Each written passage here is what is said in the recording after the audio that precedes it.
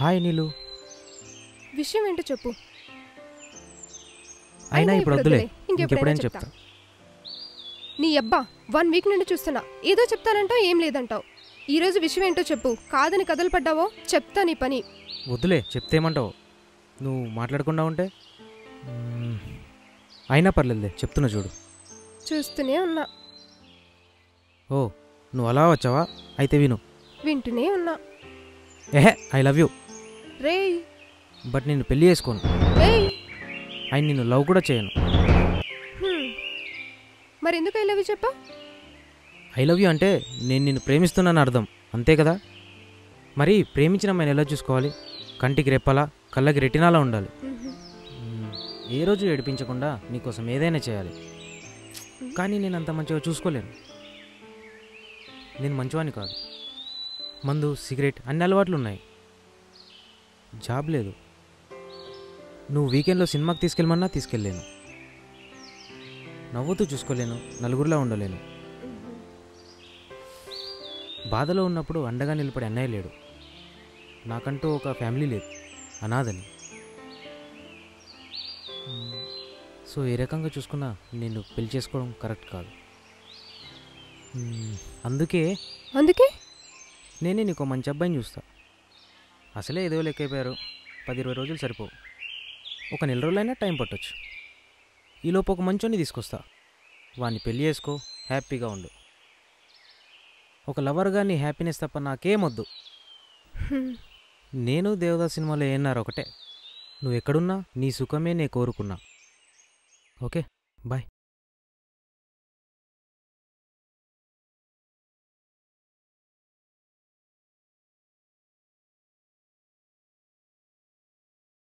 వీడేంటి I love you చెప్పి ఐమాక్స్లో ఐస్ క్రీమ్ పార్లర్లో తిప్పుతాడనుకుంటే, నెల రోజుల్లో నీకు మంచోని తీసుకొస్తా, వాణ్ణే చేసుకో అంటాడేంటి? సరే చూద్దాం ఎవరిని తీసుకొస్తాడో. నీలవేణి,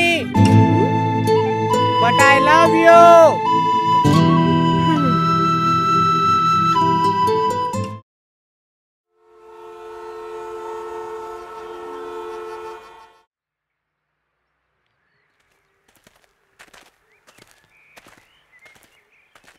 వీడేంటి దేవుడా, నిజంగా చెప్పినట్టే ఎవరినో తీసుకొస్తున్నాడే.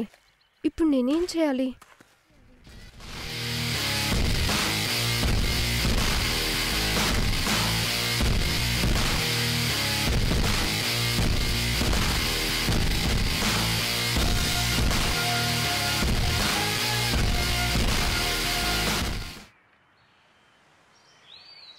హాయ్. హాయ్. ఏమైంది? చీ, సమాజం ఇంత పాడైపోయింది అనుకోలేదు నీళ్ళు. ఒక్కడంటే ఒక్కడు. చీ, ఏమైంది చెప్పరా ఫస్ట్. నేను అనుకున్నది చాలా తప్పు నీళ్ళు. సమాజంలో నాకన్నా పెద్ద ఎదవేవాడు లేడనుకున్నాను. కానీ ఈ సమాజంలో ఉన్న వాళ్ళతో పోల్చుకుంటే నేను చాలా బెటర్ నీళ్ళు. ఏంటి నమ్మట్లేదా? దా కూర్చో. ఓకే. ఈ సమాజంలో జనాలు ఎలా ఉన్నారంటే, సృష్టికి మూలం ఆడది, జగతిలో అద్భుతం ఆడది, అందులో ఇంకా అమ్మ. అమ్మంటే జన్మలో తీర్చలేని ఒక రుణం. అమ్మ గొప్పతనం గురించి చెప్తూ ఎన్ని సినిమాలు వచ్చాయి. అమ్మ రాజీనామా, మాతృదేవోభవ, ఛత్రపతి, ఈ మధ్య బిచ్చగాడు. ఇలాంటి సినిమాలు చూసైనా అమ్మను ప్రేమగా చూసుకోవాలా? ఎవ్వడు చూడు. సినిమా చూస్తుంటే మాత్రం ఎమోషన్ సీన్ రాగానే తెగ ఏడ్చేస్తుంటారు. ఇంటికెళ్ళి వాడి పిల్లాన్ని కొడతాడు. వాడి పిల్లం వాడి కొడుకో కూతురుకో అమ్మే కదా.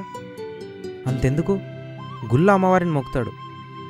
ఇంటికెళ్ళి వాళ్ళ అమ్మని కొడతాడు.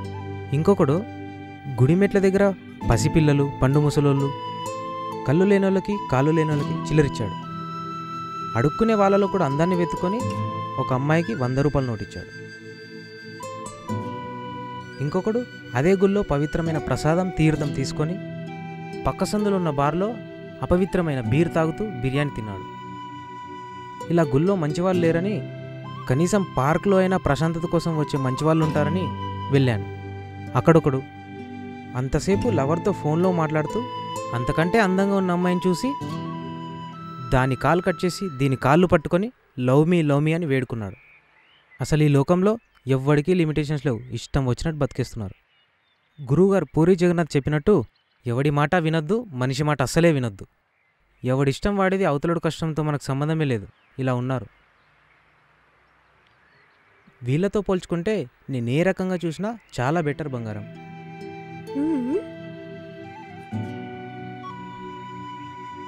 అప్పుడప్పుడు మందు సిగరెట్ తాగడం తప్పేమీ కాదు. కావాలంటే అది మానేస్తా. జాబ్ లేదు, చూసుకుంటా, కానీ నిన్నే చేసుకుంటా. వీకెండ్ వస్తే సినిమాకి తీసుకెళ్తా. నవ్వుతూ నవ్విస్తూ సంతోషంగా చూసుకుంటా. నలుగురిలా చూసుకోలేకపోవచ్చు, కానీ నలుగురి కంటే బాగా చూసుకుంటా. నాకంటూ ఒక ఫ్యామిలీ లేదు, కానీ మనం పెళ్లి చేసుకుంటే మనమే ఒక ఫ్యామిలీ కదా. బాధలో ఉన్నప్పుడు అండగా నిలబడి అన్నలేడు, కానీ బాధలో ఉన్నప్పుడు ఓదార్చడానికి నాకు బెస్ట్ ఫ్రెండ్ ఉన్నాడు.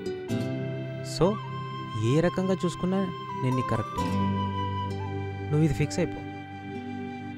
ఎందుకంటే ఎవడో ఎదవికిచ్చి నీ జీవితం కష్టాల్లో ఉంటే నేను చూడలేను. నేనే చేసుకుంటా.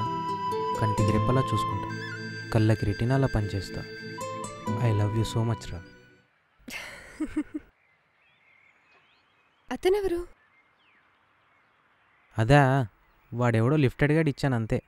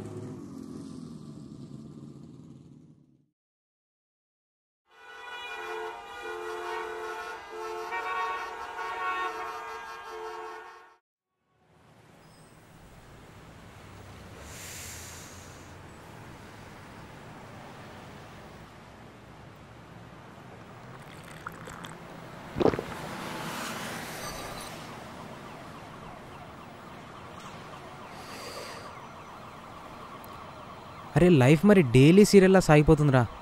అసలు స్పైసీయే లేదురా. లవర్ లేక లైఫ్ అనేది ఇంట్రెస్ట్ లేకుండా పోతుంది. ఏదైనా అమ్మాయిని చూసి ట్రై చేయాలి.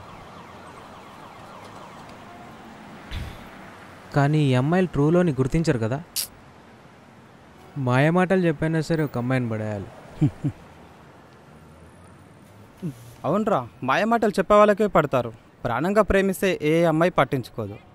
మాయమాటలు చెప్తేనే ఆ అమ్మాయిలు పడేది. కానీ ప్రపోజల్ డిఫరెంట్గా ఉండాలి. అసలు ఏ అమ్మాయి అయినా ఫస్ట్ ప్రపోజల్లోనే పడిపోవాలి. అలా అయితే ఓ కవిత్వం ద్వారా చెప్తే? ఆ? కవిత్వం ద్వారా. ఉమ్. నా కనుల లోగిలిలో నా ఊపిరితో జీవించే నా చెలి, కనబడకుండా నా హృదయ స్పందన కబ్జా చేసిన నా సఖి, నీ ప్రేమకై 1000 కనులతో వేచి ఉన్నా ప్రియా. నువ్వు అవునంటే అవుతావు నా భార్య. వావా వావా. ఫేస్బుక్లోదా వాట్సాప్లోదా ఈ కవితం? అరే ఓన్రా, ఇప్పుడే క్రియేట్ చేసి చెప్పా. నేనే ఇలా అనుకున్నానంటే ఏ అమ్మాయినా అలాగే అనుకుంటుంది. అయినా నీకు ఏ అమ్మాయి రా పడేది? నీ మాటలకి నీ మంచితనానికి ఎవ్వరు పడరు. అరే నేను ఏ అమ్మాయినైనా పడేస్తారా? ఇప్పటివరకు ఏ అమ్మాయిని ట్రై చేయలేదు. ట్రై చేస్తే తప్పకుండా ఏ అమ్మాయినా పడుద్ది. అలాగైతే ఒక్క అమ్మాయిని పడేసి చూడు. నీ మాటలకు ఎలాంటి బ్యాడ్ క్యారెక్టర్ అమ్మాయినా పడదు. బ్యాడ్ ఎందుకురా?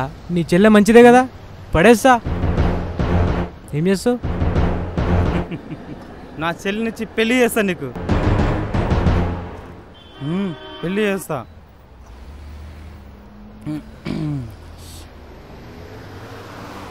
అదే మాట మీద ఉండు. నేను ఎవరో మీ చెల్లికి తెలియదు కదా. 1 monthలో మీ చెల్లెని పడేస్తాను. ఆ తర్వాతే నీకు కనిపిస్తా. Okay okay. మీ చెల్లి ఎలాగైనా పడుద్ది.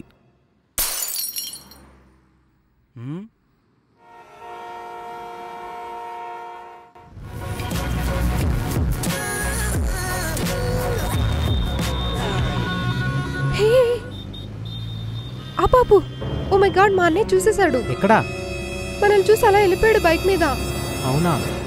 నేనేమైనా చేస్తాడేమని భయంగా ఉంది. పర్లేదులే, చూస్తే ఏమవుతుంది.